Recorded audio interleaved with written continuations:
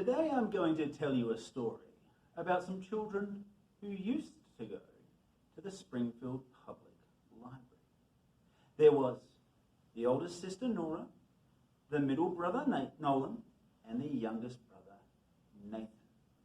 Now Nathan was a little bit brave and a little bit curious, and Nolan was pretty brave and pretty curious, but Nora was extremely brave and extremely curious.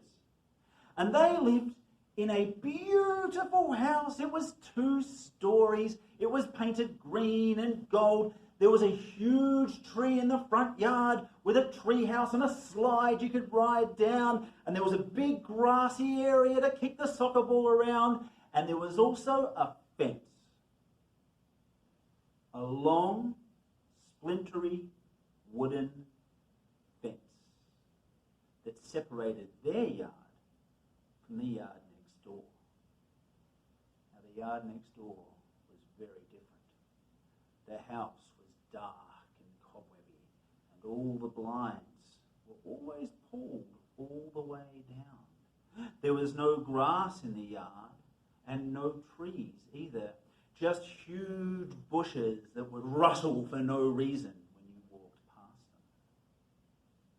them. Now one day, Nora and Nolan and Nathan were outside kicking the soccer ball, and Nora gave a little kick to Nolan, who gave a little kick to Nathan, who gave a little kick to Nora, who gave a bigger kick to Nolan, who gave a bigger kick to Nathan, who gave a bigger kick to Nora, who gave a big kick to Nolan, who gave a big kick to Nathan, who gave a big kick to Nora, who kicked the ball as hard as she could, and it flew up, up, up, over the splintery wooden fence and landed in the dusty yard with a boing, boing, boing, and rolled to a stop next to the front door.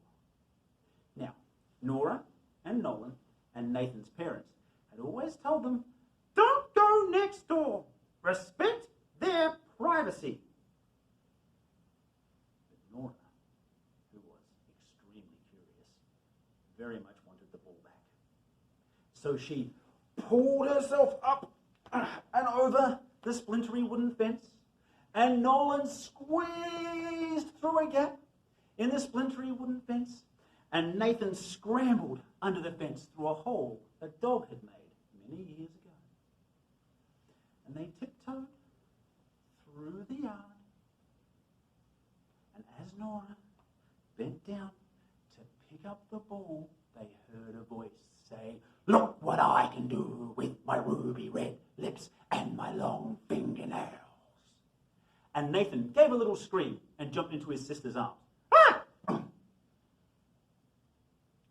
"Well," said Nora, I think we should go see." So she walked to the door and she pushed it open with a creak, and the voice came again, "Look what I can do with my ruby red lips and my long fingernails." And this time Nolan gave a scream and jumped into her arms. And so there Nora was, being extremely brave and extremely curious. She tiptoed into the house, carrying both her brothers. And there at the table sat an old woman with long silvery hair and long